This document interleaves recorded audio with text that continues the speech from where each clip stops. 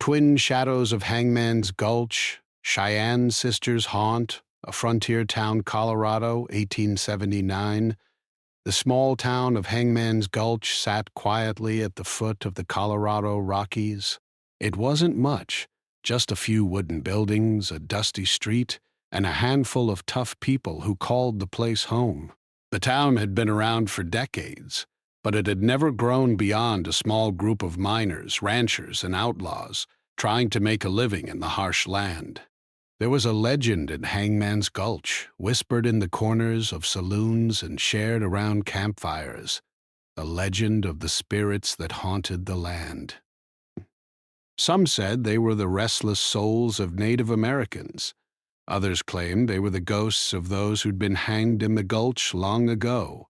No one really knew for sure, but most of the townsfolk didn't think too much about it. That is, until two strangers arrived one autumn morning, and things started to change. The first thing people noticed was the horses. They came into town on horseback, two women, their figures shadowed beneath the wide-brimmed hats they wore. Their horses were tired from a long journey, their coats coated in dust. The women didn't stop at the saloon or any of the other buildings in town. Instead, they rode straight to the edge of Hangman's Gulch, where a few run-down houses stood forgotten by time. They seemed to know exactly where they were going. The sisters, as they would later be called, weren't the first outsiders to come through Hangman's Gulch. The town had seen its share of travelers, but something about these two women felt different. The air seemed to grow heavier the moment they arrived. The older of the two sisters, Kaya, was a tall and strong woman, her features sharp and weathered by the harsh world she had known. Her eyes were dark, like pools of midnight, and there was something in the way she held herself, always alert, always watchful. Her younger sister, etched, was quieter, more reserved. Where Kaya exuded power, etched seemed to possess a quiet grace that was both alluring and unnerving. They rode into town without saying a word to anyone. There were no greetings, no introductions. Kaya's gaze swept over the town with an intensity that made people look away, while etched's eyes seemed to be searching for something in the distance, as if she could sense something that no one else could. The two sisters dismounted at the edge of town and made their way to an old shack that had been abandoned for years. The wood creaked under their feet, and the air was thick with dust. They set up camp there, quietly unpacking what little they had. No one knew who they were or where they had come from. They spoke in a language the townsfolk didn't understand, soft words that were like a breeze through the trees. At first, no one dared to approach them. The town had seen enough trouble in its time, and the last thing anyone wanted was to get involved with strangers who didn't seem to fit in. Some people speculated that the sisters were from one of the Native American tribes nearby. There had been reports of raids on small villages, and many believed that these two women might be survivors. Others whispered that they were something more, something supernatural. Weeks went by without much happening. The sisters kept to themselves, their presence barely noticed by the townsfolk, except for the occasional visit to the general store. They never stayed long, and they never spoke more than a few words to anyone. But as the days passed, strange things began to happen. Cattle from nearby ranches were found dead, strange marks on their bodies, as though they had been attacked by something wild. No one could explain it. The ranchers were upset, and some began to point fingers. Some believed the sisters had something to do with it. The town was divided. There were those who believed the sisters were nothing more than innocent travelers, while others were certain they had a dark connection to the deaths. Rumors started to spread like wildfire. Some said they'd seen the sisters at night, walking through the town, their figures almost ghostly in the moonlight. Others claimed they heard whispers in the wind, voices they couldn't quite understand, as if the spirits of the land were speaking to them through the sisters. It wasn't long before the name Hangman's Gulch took on a new meaning, and the town was filled with fear. One day, a rancher named Jacob Carr, who had been keeping a watchful eye on the sisters, was found dead near the gulch. His body was discovered just off the trail, his face twisted in a grimace of terror. Some said it was the work of wild animals, but others weren't so sure. The location of the body, so close to the very place where the sisters had been seen, only fueled the rumors. The ranchers wanted answers, and the townsfolk demanded action. The sheriff, a man named Thompson, was not one to jump to conclusions. He was used to dealing with the strange and the unusual in Hangman's Gulch, but this was different. The town's atmosphere had shifted. There was an undeniable sense of fear in the air, and it wasn't just the cattle deaths. There was something more, something darker that seemed to be spreading through the town like a sickness. Sheriff Thompson decided to pay the sisters a visit. He rode out to their shack one afternoon, determined to find out the truth. Kaya was there, sitting by the fire, her eyes narrowing as she saw him approach. Atsadi, on the other hand, was nowhere to be seen. She was often quiet, lost in her own thoughts, but there was something about her absence that made the sheriff uneasy. "Ma'am?" Sheriff Thompson called out, tipping his hat as he approached. Kaya didn't stand, but her gaze remained fixed on him, piercing and unwavering.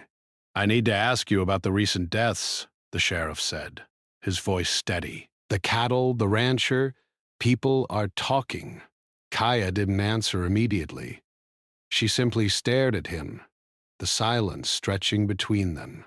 It was the kind of silence that made the sheriff feel like he was intruding on something he didn't fully understand. Finally, Kaya spoke. Her voice was low, almost as if she were speaking to herself. "The land speaks to those who listen." Sheriff Thompson was confused. Well, "What do you mean?" But before she could answer, Atsadi appeared from behind the shack, her presence almost ethereal in the fading sunlight. She didn't say a word to the sheriff, but her eyes met his, and in that instant, he felt a chill run down his spine.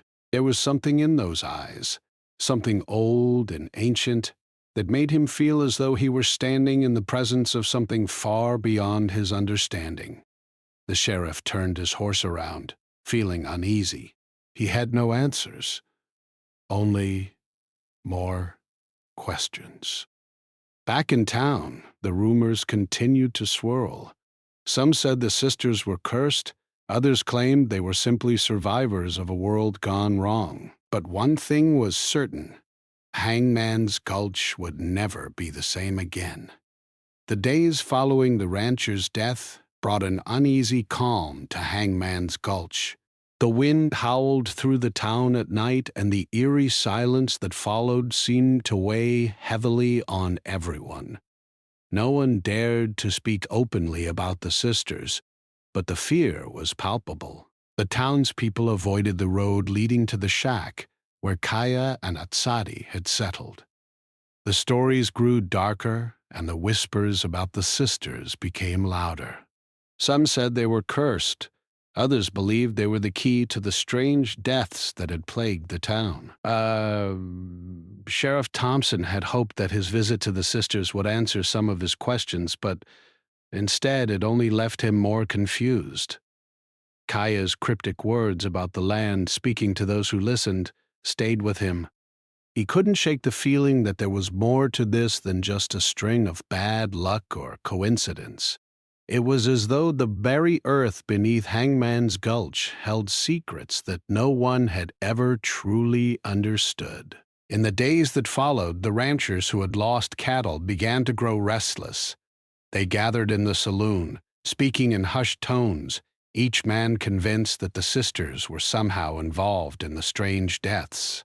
The tension in the town reached a boiling point when another rancher, Eli Thompson, the sheriff's cousin, reported that his cattle had been attacked in the night. This time, however, there were no obvious marks on the animals. They were simply found dead, their eyes wide open in terror, as if they had seen something that frightened them beyond reason. Eli didn't hesitate to make his accusations. "It's them," he said, pointing a finger at the sisters.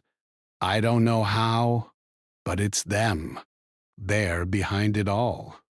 The town, already on edge, took his words to heart. People began to gather outside the saloon, speaking in loud voices, demanding that something be done. The sheriff was caught in the middle, unwilling to blame the sisters without proof, but knowing that the situation was becoming more dangerous by the day. That night, after the town had quieted down, Kaya and Atsadi remained in their shack, sitting in silence. Atsadi was different now, her quiet nature overshadowed by a deep sadness that seemed to hang over her like a cloud. Kaya watched over her, her eyes alert, ever watchful of the changing mood in the town. Atsadi had always been sensitive to the emotions of others. She could feel the fear and distrust in the air, and it troubled her. She had never wanted to be a part of the violence that had destroyed their lives. But now, she felt as though the land itself was calling her to something deeper, something more powerful than anything she had ever known. She closed her eyes, listening to the wind that whispered through the trees. In her mind, she heard the voices of her ancestors, the Cheyenne people who had once lived on this land, before the settlers had come and taken everything from them.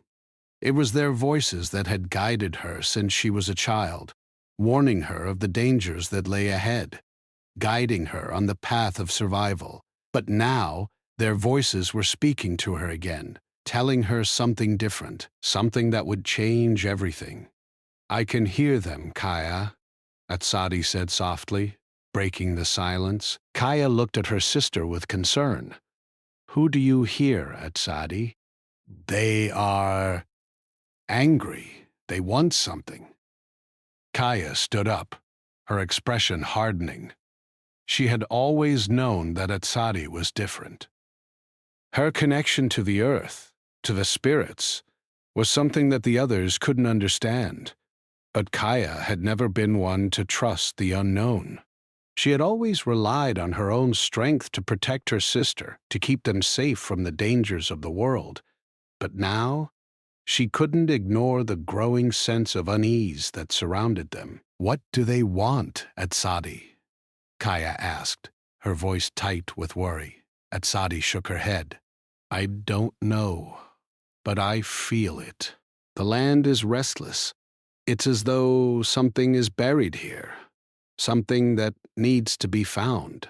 Kaya didn't respond. She knew that her sister's connection to the land was deep, but she couldn't shake the feeling that it was leading them down a dangerous path. The land had claimed so much already, their family, their home, their people, and now it seemed to want more. The next day, the town's tension grew even more. Eli Thompson's cattle had been found dead, and the town's anger had reached its peak. Sheriff Thompson, still struggling to maintain control, knew that something needed to be done. The rumors about the sisters had reached a boiling point, and he could sense that the situation was about to explode. It was then that a small group of ranchers, led by Eli, decided to confront the sisters. They were armed with rifles, and their faces were filled with suspicion and fear. They rode out to the shack, determined to force the sisters to leave or face the consequences. The air was thick with hostility as they approached. Kaya and Atsadi heard the horses coming before they saw them. Atsadi's heart raced, the connection to the land pulling at her, urging her to listen. She could hear the earth's heartbeat, feel the tension in the air. Kaya stood beside her, her hand resting on the hilt of the knife she carried. She would not let anyone harm her sister, not again. As the ranchers dismounted and approached the shack, Kaya stepped forward, blocking the door. She didn't say a word, but the anger in her eyes was enough to make them stop. Eli was the first to speak. "You're behind the cattle deaths. We want answers." Kaya didn't flinch.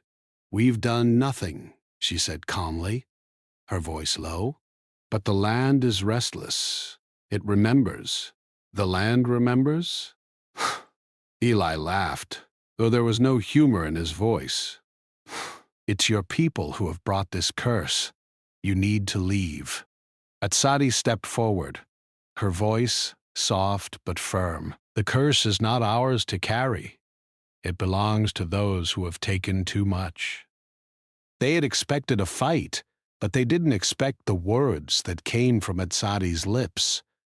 There was something in her voice, something that made them uneasy. Eli looked at the others, his expression torn. The sisters weren't what they had expected. They weren't the monsters they had painted in their minds, but the fear was still there, and it was growing. The land was speaking, and no one knew what it wanted. In the end, the ranchers left without taking further action, but the tension remained. The sisters had not been defeated, but neither had the fear that hung over the town. As the days passed, more strange occurrences happened. Whisper in the wind, shadows that seemed to move on their own, and a deep sense of dread that no one could escape. The land was restless, and no one knew how to calm it. Kaya and Atsadi knew they couldn't stay in Hangman's Gulch forever. The land was calling them, and it was time to answer. As the days passed, the tension in Hangman's Gulch only seemed to grow. The once quiet town was now filled with whispers and fearful glances, and the strange deaths continued to haunt the residents. Each day, another rancher would report losing cattle, and the signs were always the same: wildly disfigured bodies with strange marks that no one could explain. The cattle weren't just killed, they were left in ways that suggested something more sinister, something more than the wild animals that roamed the area. Despite the rising fear, Kaya and Atsadi kept to themselves. They rarely left the shack, except for brief trips into town for supplies. The town, for its part, kept its distance from the two sisters, though the suspicion never truly faded. Kaya had long since grown accustomed to being looked at with distrust, but Atsadi's heart was heavier than it had been when they first arrived. She could feel it. Her connection to the land had grown stronger with each passing day, but so had the darkness that seemed to follow them. Atsadi had always known that the spirits of her ancestors were with her, but lately, it felt as though the land itself was speaking to her, guiding her in ways she didn't fully understand. She could feel the deep sorrow of the earth, the pain of a place that had been ravaged by greed, loss, and death. The land was tired, its memories long buried beneath the surface, but it was waking up. And it wasn't just the earth that felt alive. It was the air, the trees, even the stones seemed to whisper as though they too remembered the past. It was as though the whole world around her was calling her name. One evening, as the sun dipped low in the sky, Atsadi stood outside the shack, her eyes closed, her arms outstretched. The wind moved through her hair, carrying with it the scent of pine and earth. She felt it again, the pull of something ancient, something deep within the ground. She took a slow breath, and as she exhaled, she felt the weight of it. The earth beneath her feet was alive, and it was waiting for her to understand its secrets. Kaya, ever watchful and protective of her sister, stood just inside the doorway, keeping an eye on the horizon. She had never fully trusted the strange feelings that Atsadi had, but she could see that something was changing. Something was awakening in her sister, and Kaya could not deny the unease that settled deep in her chest. She had always kept herself grounded in reality, relying on strength, courage, and wit to survive. But Atsadi's connection to the land was something she couldn't quite explain.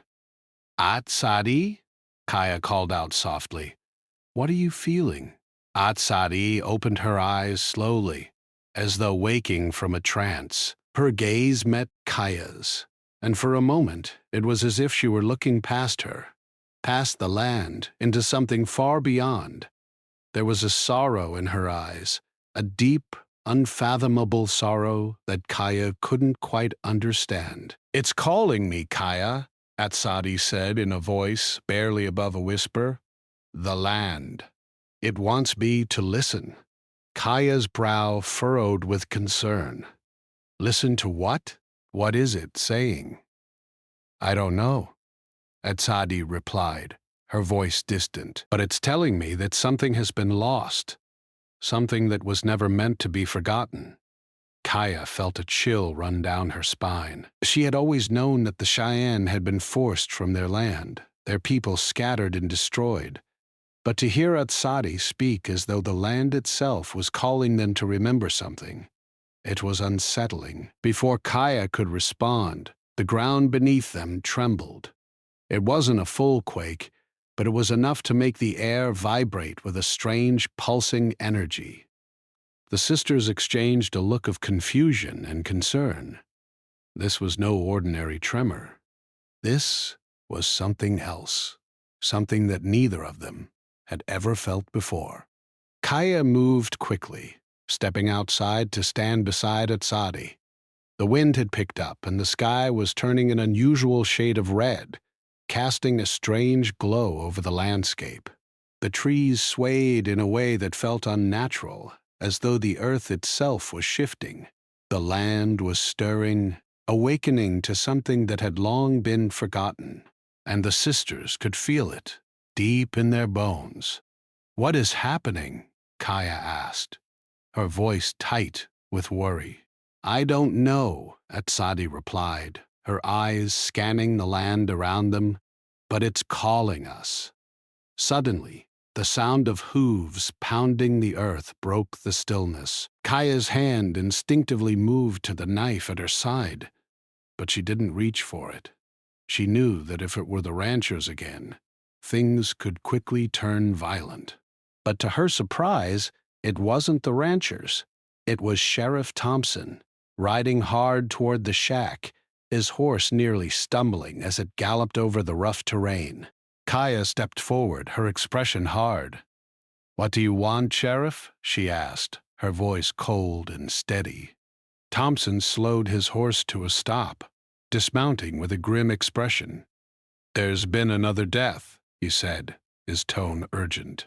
"I need to talk to you, both of you." The sisters exchanged a brief look before nodding. Kaya stepped aside, allowing the sheriff to enter the shack. The atmosphere between them was tense. No one had said it out loud, but everyone in town knew that the sheriff had been drawn into the mystery of the deaths, and his visit now seemed to confirm it. He needed answers. Inside the shack, Thompson wasted no time. "I don't know what's going on, but there's no denying it. People are scared. They think you two are responsible for the cattle deaths, the strange happenings in the town. And now this latest death." He hesitated, his voice faltering slightly. "It's not just the cattle anymore, Kaya. Someone's been found dead." Atsadi's heart skipped a beat. "Who?" "Ellie Thompson," the sheriff said, his face dark. "He was found last night just outside the town. His body was mangled, almost beyond recognition. And the strange part is, he wasn't the only one. There are others who've gone missing in the past few days." People don't know what to think. Kaya's gaze hardened. "It wasn't us. We didn't do it.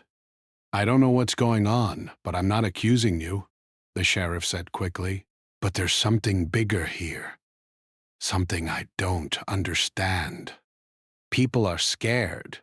And when people are scared, they do things they might not regret." A long silence passed before Atsadi spoke.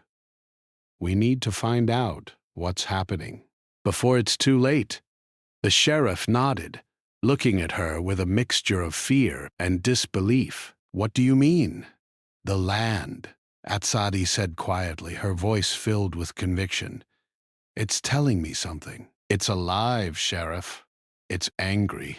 And it won't stop until it gets what it wants.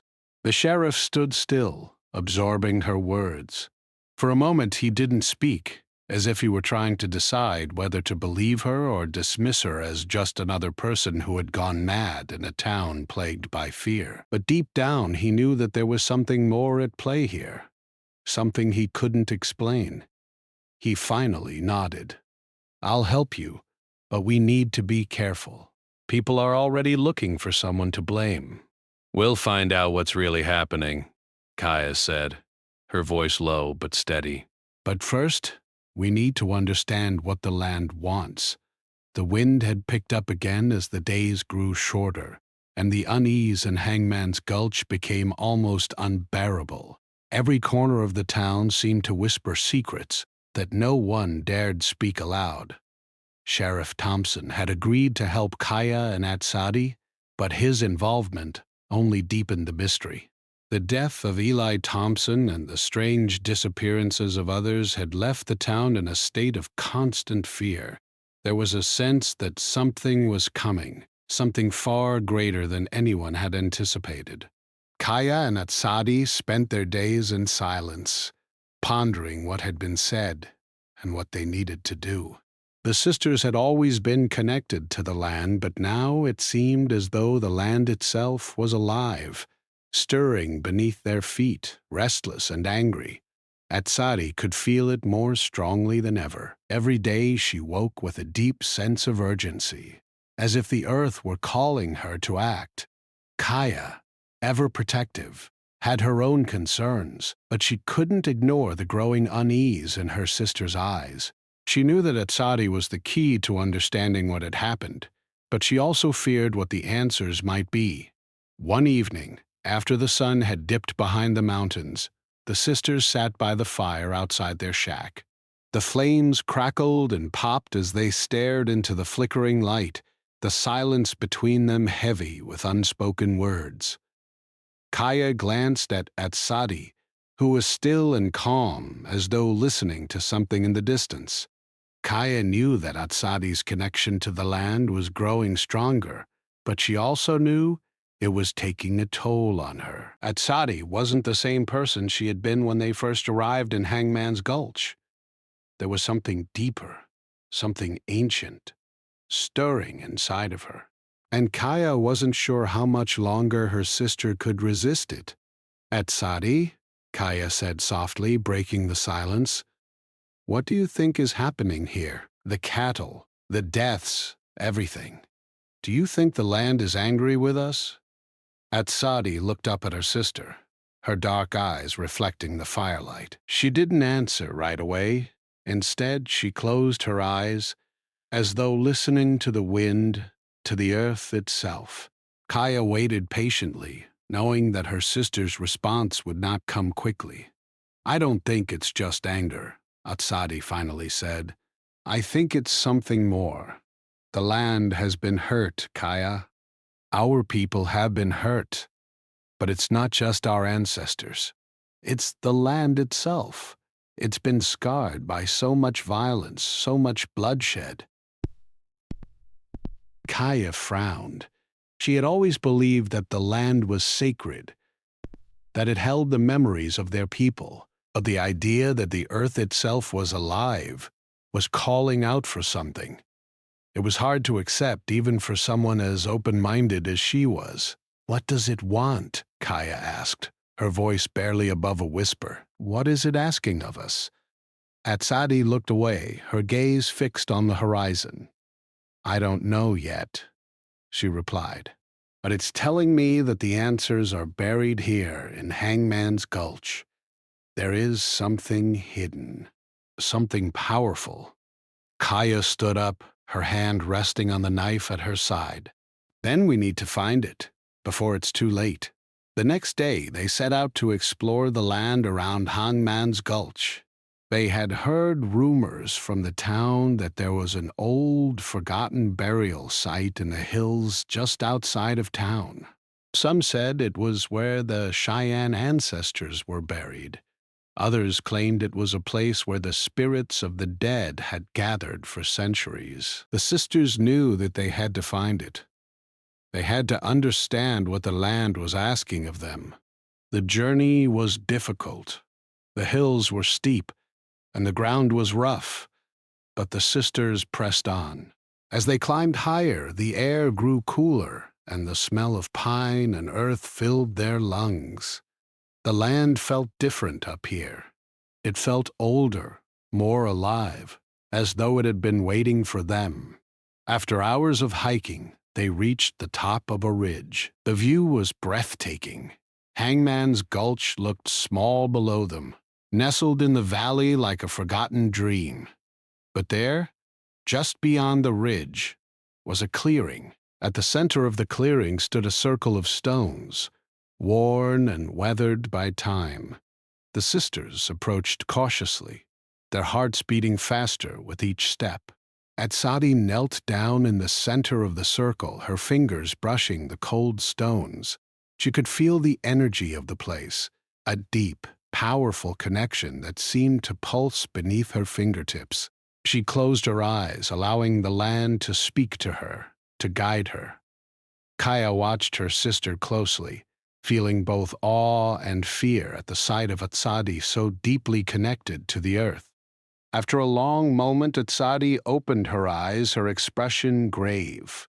"It's here," she whispered. "This is where the answers are." Kaya stepped forward, her gaze fixed on the stones. "What do we do now?" Etched stood up, her hands trembling slightly. "We must dig. The land has been holding on to something for too long. And now, it's time to set it free." Without hesitation, the sisters began to dig. The soil was loose at first, but as they dug deeper, they encountered something harder, something ancient. They worked in silence, their shovels cutting through the earth, their hearts racing with anticipation. Finally, after what felt like an eternity, Kaya's shovel struck something solid. "Here," Kaya said, her voice breathless. She dropped to her knees and began to clear away the remaining dirt. Beneath the earth, they uncovered a stone chest, covered in strange markings that neither of them recognized. The symbols seemed to glow faintly in the dim light, as though they held a secret that only the earth could reveal. Etched reached out, her fingers brushing the markings on the stone. "This is it," she said softly. "This is what the land has been hiding." With a deep breath, she lifted the lid of the chest. Inside, they found a bundle of ancient artifacts, ceremonial objects, weapons, and jewelry, all beautifully crafted and preserved. But at the center of it all was a small, intricately carved stone. Etched picked it up carefully, holding it in her hands. It felt warm, as though it had been waiting for her touch. "The stone," Etched murmured. "It's the key. The land has been waiting for us to find it." Kaya watched her sister closely, sensing that something was changing in her. There was a quiet power in Etched's eyes, something that had been there all along but was now fully awakened. The land had spoken to her, and now the answers were clear. "We need to take this back to the town," Kaya said, her voice firm. "We need to show the sheriff. The people need to know what we've found." Etched nodded, her gaze fixed on the stone in her hands. "I know, but the land has its own plans. It's not just about the town. It's about something much bigger." As they began their descent back to Hangman's Gulch, the wind shifted again, carrying with it a new energy. The earth had revealed its secret, but the mystery was far from over. The sisters knew that their journey was just beginning, and they would have to face whatever came next with courage and strength. The journey back to Hangman's Gulch was quicker than the sisters had expected. but the weight of the stone in Atsadi's hands seemed to slow them down with every step. Kaya could feel the shift in the air, the strange energy that had followed them since they uncovered the chest. It was as though the earth itself was holding its breath, waiting for something. The stone was more than just an artifact. It was a key, a catalyst for something much larger than either of them could fully comprehend. Kaya kept her hand on the hilt of her knife, ever watchful, but it wasn't fear that made her cautious now. It was the sense that they were on the edge of something momentous. As they neared the town, the streets seemed emptier than usual. It was as if the entire town had fallen into a strange stillness, a quiet unease hanging in the air. The winds had stopped, and the once churning dust in the streets had settled, leaving everything eerily calm. Kaya glanced at Atsadi, who was walking beside her, her expression distant, almost detached. Kaya knew that Atsadi was feeling the weight of the stone, feeling its call. She was the one who had connected with the land, who had uncovered the secrets buried deep within it. Now it was time to face whatever lay ahead. The sheriff was the first to meet them when they entered the town.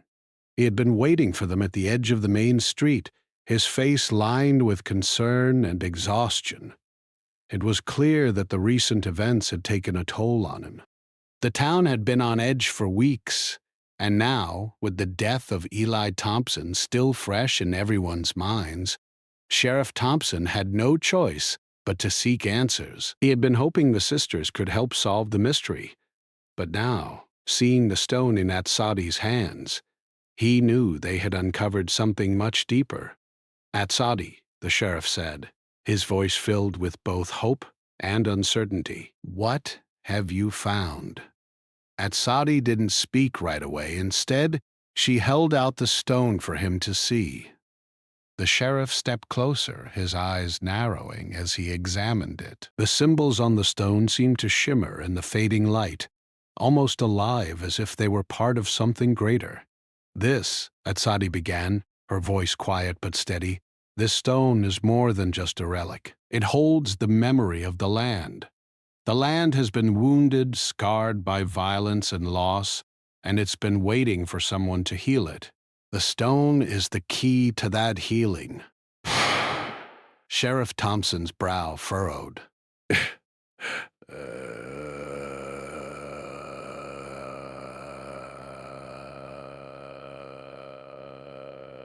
What are we supposed to do with it?" Atsadi looked at him, her eyes filled with an ancient wisdom. "The land is alive, Sheriff. It has always been alive. The pain, the bloodshed, the loss. Everything that has happened here has left a mark on the earth. And now it's time to set things right." The sheriff remained silent, processing her words. Kaya could see the skepticism in his eyes, but she knew that deep down he understood. He had felt it too, the strange pull of the land, the sense that something was missing, something important. The land wasn't just a place. It was alive, and it remembered everything. "We need to go to the burial site," Atsadi continued, her voice unwavering. "The stone must be placed back where it was found. That's where the healing will begin." Without waiting for a response, she turned and started walking toward the hills where they had uncovered the stone. Kaya followed closely behind, her eyes scanning the streets as they passed. She could feel the weight of the town's gaze on them, the lingering uncertainty and fear. They had already seen too much: the cattle deaths, the mysterious disappearances, and the death of Eli Thompson. And now they were about to face whatever lay beyond the veil of the earth's memory. The sheriff hesitated for a moment, but then followed them, his footsteps heavy in the silence. The air seemed to grow thicker as they walked, as though the town itself was holding its breath. Kaya couldn't help but feel that the land was listening to them, waiting for them to do what had to be done. When they reached the clearing, the stone circle stood as they had left it, a silent sentinel in the fading light of the day. The earth seemed to hum beneath their feet, the very ground alive with energy. Atsadi stepped forward, her hand still clutching the stone. She walked into the center of the circle, her gaze fixed on the earth beneath her. The sheriff and Kaya watched from a distance, unsure of what to expect. Atsadi knelt down, gently placing the stone in the center of the circle. She closed her eyes, and for a moment there was only silence. The wind picked up again, rustling the leaves in the trees. Kaya felt the air shift, the energy in the clearing growing stronger, more powerful. The earth seemed to respond to Atsadi's presence, the ground trembling ever so slightly as if it were waking from a long sleep. A low, melodic hum began to fill the air, emanating from the stone itself. It was a sound that Kaya had never heard before, but it was soothing, like a whisper from the past, from the very heart of the land. Atsadi's hands rested gently on the stone, her fingers moving over the ancient symbols as though she were reading them. The sheriff stepped closer, his eyes wide with wonder and disbelief. "What is that sound?" he asked, his voice barely audible. "It's the land," Atsadi replied softly. "It's speaking to us. It's calling us home." Kaya stood in awe, feeling the ground beneath her feet come alive with energy. The clearing, once quiet and still, was now filled with a deep, pulsing rhythm, as though the very earth were breathing. She could feel it. The land was healing. The pain, the anger, the sorrow, it was all being released, lifted from the earth and carried away on the wind. The sheriff stood beside Kaya, his expression one of shock and awe. "I've never felt anything like this before," he murmured. "It's as if, the earth is alive." Atsadi opened her eyes, a quiet smile playing on her lips. "It is alive," she said, standing up and turning to face the sheriff. "And it will always be." But it needed us to remember, to heal the wounds of the past. As the hum faded, the air grew still once more. The wind settled, and the clearing was quiet once again. The energy that had filled the space seemed to dissipate, leaving behind a sense of peace, of calm. The land had been healed, its wounds slowly closing, and the sisters had fulfilled their purpose. The sheriff stood silently, taking in everything that had just happened. He had come to Hangman's Gulch looking for answers, but what he had found was something beyond his understanding. He had always thought the land was just land, a place to build, to mine, to settle. But now he saw it for what it truly was, a living, breathing part of something much greater than they could ever imagine. "You did it," the sheriff said, his voice filled with awe. "You've healed the land." Atsadi nodded, her eyes soft. "We didn't do it alone. The land helped us. It always has." Kaya placed a hand on her sister's shoulder, a silent acknowledgement of everything they had been through. The journey had been difficult, filled with fear and uncertainty, but in the end they had found what they had been searching for. They had healed the land, and in doing so, they had healed themselves. As the sisters turned to leave the clearing, the sheriff followed them back to the town, the weight of the past finally lifting. Hangman's Gulch would never be the same, but it had a chance to start anew. The land had been given the peace it had longed for, and the town could finally begin to heal as well.